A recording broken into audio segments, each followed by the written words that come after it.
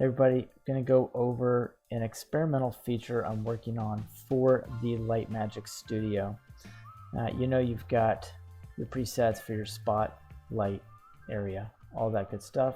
You've got the studio storage area here where you can store location, rotation, scale of lights, color intensity, all kind of different things, rotations, everything you could want.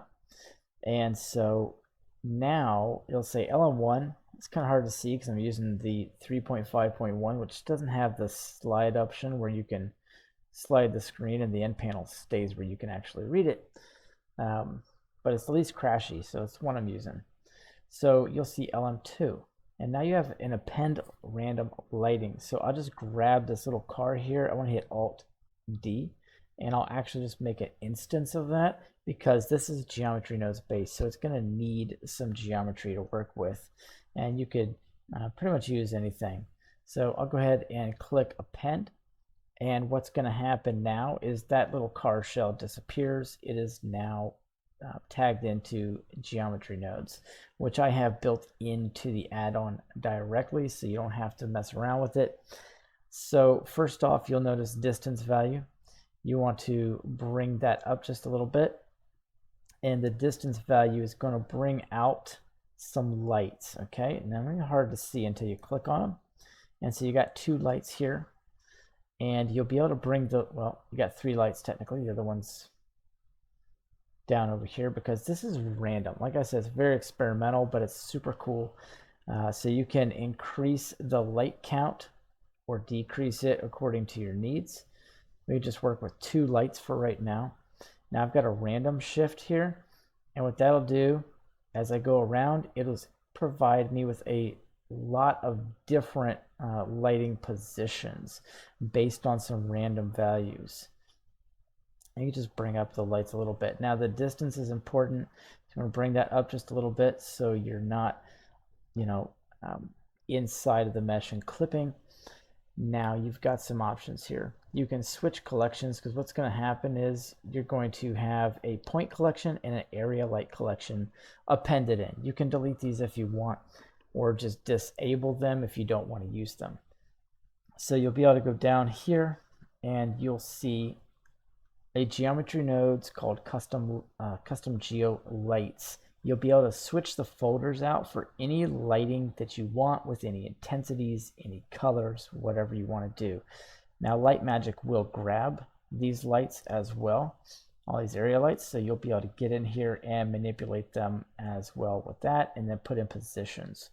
So back over here, if I want to, I could switch to point lights instantaneously and get a different light setup. Go back to LM1, kind of change the exposure a little bit, see how I like it. Maybe if I'm working with some HDRI lighting, I want to change it, pull the rotation a different way, whatever you want to do. You collapse that to make it a little easier. Now you've got another setting, which is very important. Now we'll go ahead and go back to area lights because it only works with area lights. And you're going to be scaling the size of the area light. So you would take the scale manually, and you can turn this on or off here. Now this will change if you have it on. If you don't, you're going to get random light sizes. And you have to bring the distance back in because this is 100% random. So this wouldn't work indoors, right? You would want to scale manually indoors and keep your distance above like 2 or 3. Something like that is good. If you want to get crazy, you can add a bunch of lights. It's instances, of course, through geometry nodes and a little bit of math. So it's going to work out pretty good.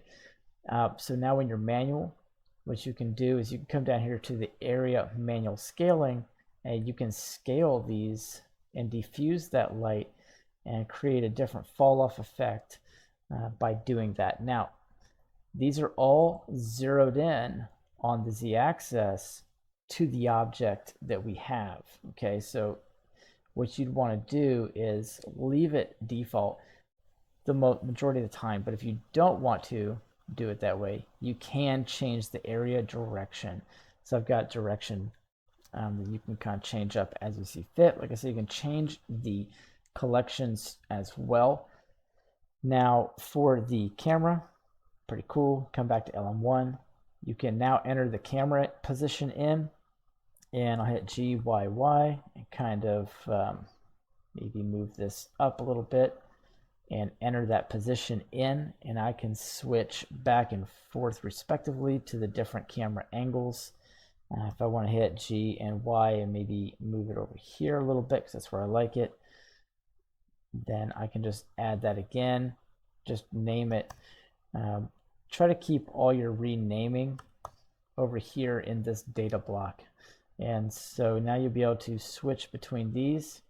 And so if you like this view, and I'll just kind of pull it in right here. If you like that view, then you can come back to LM1, and you have to actually grab one of those lights because it's a geometry node, it's going to disappear on you.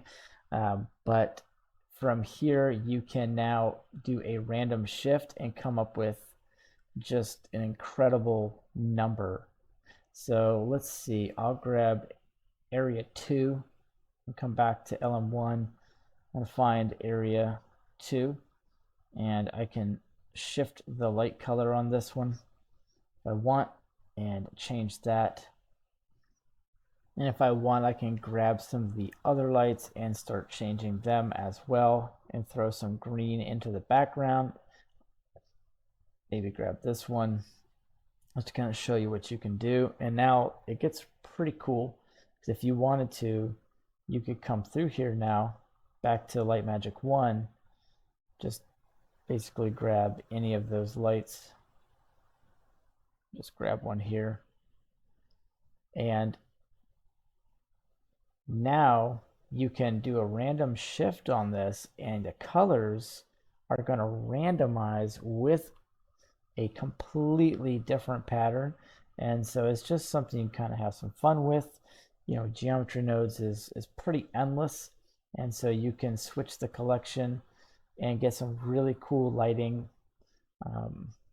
Go back over here, maybe turn up the global exposure a little bit or turn it down, however you want to do it. So it's really just, it's pretty endless.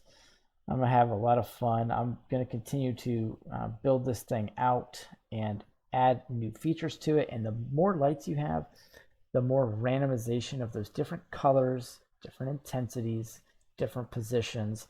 And I can switch back to the area light and get some really, really cool lighting.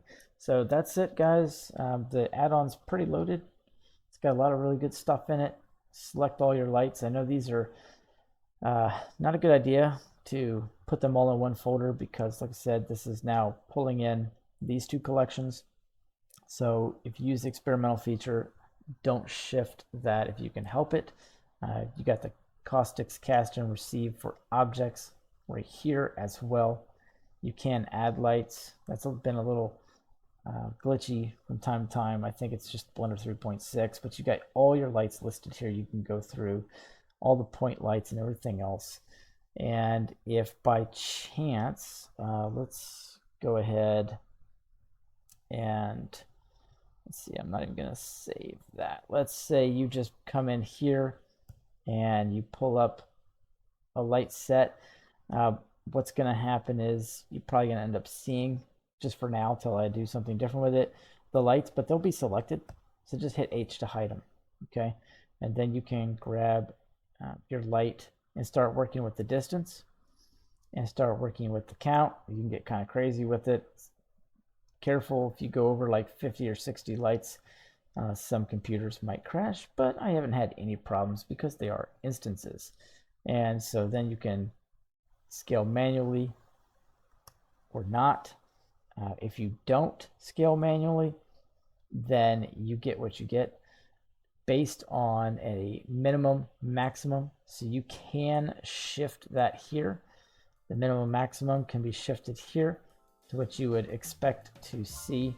So if this one was set to 2, this one was set to 5, and then you did a random shift, you would get not only different positions, but different scale sizes for the area hoods. So that's it, guys. Appreciate you watching, and I'll see you in the next one.